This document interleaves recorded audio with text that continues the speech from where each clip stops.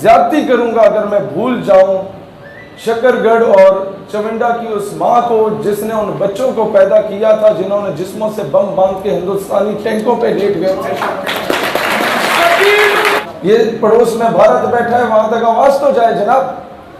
سبیلنا سبیلنا الجہاد الجہاد سبیلنا سبیلنا سبیلنا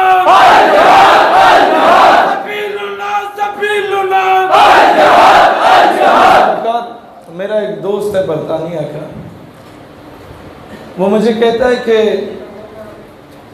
وہاں میں ایک سیکیورٹی کمپنی میں کام کرتا تھا, تو میرے ساتھ کچھ وہ جو انگریزوں میں کچھ کالے بھی ہوتے ہیں, بلیک امریکنز جنہیں کہا جاتا ہے, کچھ وہاں کے جو سیاہ فام ہوتے ہیں, تو وہ بھی سیکیورٹی گارڈ تھے. تو میرا کام تھا میٹ اینڈ گریٹ کرنے کا, کہ کوئی مہمان آتا میں اسے کہتا hello sir how are you, please go there یا کم ہیئر. ہوتا کیا, کہتا ہے کہ فلسطین پہ ظلم ہونا شروع ہو گیا, جارڈن میں ظلم ہونا شروع ہو گیا. تو وہ انٹرنیشنل نیوز تھی, تو بی بی سی پہ CNN پہ یہ خبریں چل رہی تھیں. اب کہتا ہے کہ وہ سارے جو سیاہ فام انگریز تھے وہ اسرائیل کی حمایت کر رہے تھے, میں کر رہا تھا فلسطین کی حمایت. ہماری روزانہ کھانے پہ بحث ہوتی تھی, کیونکہ وہاں تو ہر ملک کا بندہ اکٹھا رہتا ہے. اب کہتا ہے کہ اتنے میں ہماری جو سیکیورٹی کی کمپنی تھی اس کا اونر گورنمنٹ کا بھی ایک ملازم ٹائپ تھا, سینئر عہدیدار تھا. تو اسرائیل کا فورن منسٹر نے آنا تھا اس کا وزٹ کرنے. تو میرا کیا کام تھا, میرا کام یہی تھا کہ meet and greet sir how are you fine, اور ادھر آئیں ٹی سی چاپلوسی. کہتا ہے اتنے میں جب یہ اناؤنس ہوا کہ مسٹر فلاں, جو کہ پاکستانی جس دوست کی میں بات کر رہا ہوں, آپ نے اسے ریسیو کرنا ہے. اس نے کہا okay sir I will receive ہم, میری نوکری ہے, میری ڈیوٹی ہے. کہتے ہیں اتنے میں وہ آگے سارے جو میرے ساتھ بحث کرتے, کہتے ہیں اچھا جی آج وہ آ رہے ہیں تو آج سلوٹ کرو گے, وقت سلام کرو گے, وہ ٹی سی چاپلوسی کرو گے. کہتے ہیں بس اس کا یہ کہنا تھا کہ میں نے کہا نو آئی ول سلیپ ہم, میں نے چڑھ مار دیں گا. کہتا ہوا کیا کہ وہ ادھر سے بھاگا, مینیجر کو بلایا. مینیجر نے کہا کہ کیا ہوا. وہ انگریز کہتا ہے کہ مینیجر صاحب I swear to Allah, I swear to God that he said that I will slap him. میں قسم کھاندہ اللہ دی اس آکھیا بھی میں انہوں تھپڑ مار دیاں گا. تو اس نے جواب دیا you don't need to swear to Allah, تمہیں قسم کھانے کی ضرورت نہیں ہے. میں کہتا ہوں ہاں میں ماروں گا تھپڑ. کہتا ہے مینیجر کی ہوائیاں اڑی ہیں, اس نے پکڑا لے گیا, مجھے کمرے میں بند کیا, اپنے باہر سے تالا لگایا.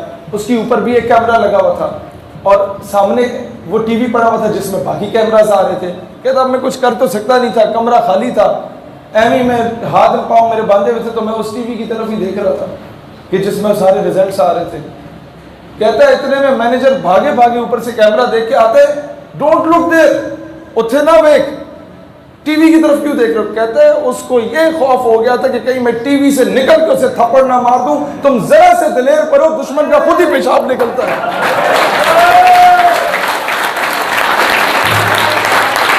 لہذا میں اپنی افواج سے, اپنی گورنمنٹ سے کہتا ہوں تمہیں اگر لشکر نہیں بھیجنے, فی الحال میں جانتا ہوں کہ کیا تقاضے ہیں, وہ نہ بھیجو.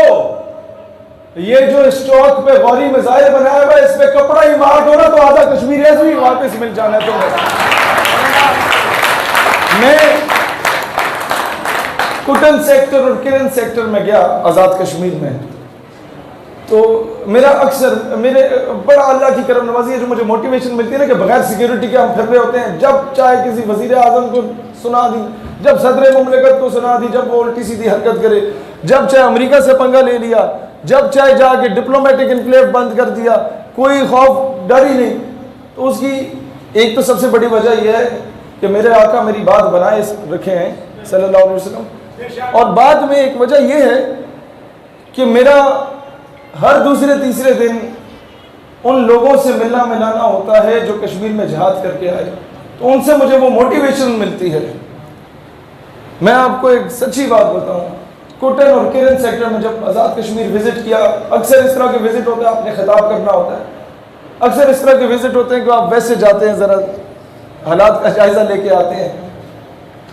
تو مجھے وہاں پر جو لوکلز ہیں وہ یہ کہہ رہے تھے کہ جب یہاں پر برف جمتی ہے اور ہمارے مجاہدین بارڈر کراس کیا کرتے تھے ماضی میں، مجھے کمانڈر الیاس کاشمیری کا، آپ میں سے کوئی جانتے ہیں انہیں؟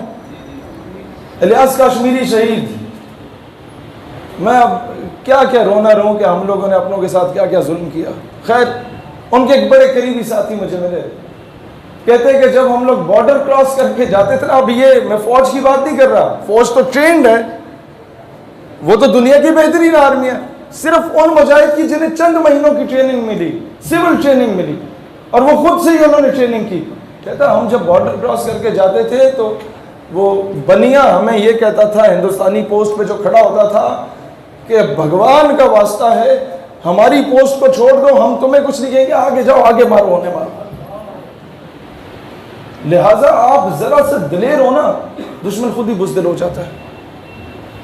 یہ قدرت کا قانون ہے. اور یہ بات غلط ہے جو ہمیں آ کے بتایا جا رہا ہوتا ہے کہ اسلام کہتا ہے کوئی ایک گال پہ تھپڑ مارے تم دوسری گال آگے کر دو. نہیں نہیں نہیں، اسلام کہتا ہے قرآن کا قانون ہے، خون کا بدلہ خون ہے، کوئی ایک لگائے رکھ کے دو چماٹ مارو. آپ کیوں جھک رہے ہو کفر کے آگے؟ جہاں یہ امن کا درس دیتا ہے وہاں پر کبھی اسلام نے یہ نہیں کہا کہ مسلمان ماں بہن بیٹی کی عزت کو پامال کیا جا رہا اور تم چوڑیاں پہن کے بیٹھ جاؤ. اسلام تو پورے لشکر روانہ کر دیتا ہے سندھ محمد بن قاسم کی صورت میں. اسلام تو وہ دین ہے کہ جب غیر مسلموں نے خط لکھا طارق بن زیاد کو کہ ہمارے ساتھ ظلم ہو رہا ہے، مسلمانوں نے نہیں لکھا، غیر مسلموں نے لکھا. طارق بن زیاد اپنی فوجیں لے کے چلا گیا، کشتیوں کے ذریعے، سمندر کا رستہ تھا. اب جب دشمن کا لشکر دیکھا تو 10 گنا بڑا تھا. ہوا کیا کہ طارق بن زیاد نے جب دشمن کا لشکر دیکھا 10 گنا بڑا، اب میں آپ کو بتا رہا ہوں ایک سپہ سالار، چیف آف آرمی اسٹاف یا ایک کور کمانڈر کو کیسا ہونا چاہیے. ہمیں اپنی تاریخ پڑھنی چاہیے نا. ہمیں پڑھایا مصطفیٰ کمال اتاترک، ہمیں اٹھا کے پڑھایا وہ یہی چودھری صاحب والی بات، وہ انگریزوں کے کتے نہلانے والے ہمیں آ کے نصاب میں پڑھایا جاتا ہے. ہمیں پڑھایا جاتا ہے سنڈریلا ماں باپ سے چھپ کے بھاگی بوائے فرینڈ کے ساتھ. طارق بن زیاد کے سامنے جو لشکر تھا دشمن فوجوں کا وہ کوئی 10 گنا بڑا تھا. تو طارق بن زیاد نے اپنی فوج سے مشورہ کیا کہ کیا کیجیے، انہیں موٹیویٹ کیا، انہیں بشارت ہوئی. اب کور کمانڈر کیا کرتا ہے؟ کور کمانڈر طارق بن زیاد واپس جانے کا جو رستہ ہے وہ کشتیوں کا رستہ ہوتا ہے، وہ کشتیوں کو آگ لگا دیتا ہے اور کہتا ہے یا میں غازی ہوں گا یا میں شہید ہوں گا. یہ ہیں آپ کے اکابرین. یہ چیز اپنے بچوں کو پڑھائیں. اور تیسری چیز،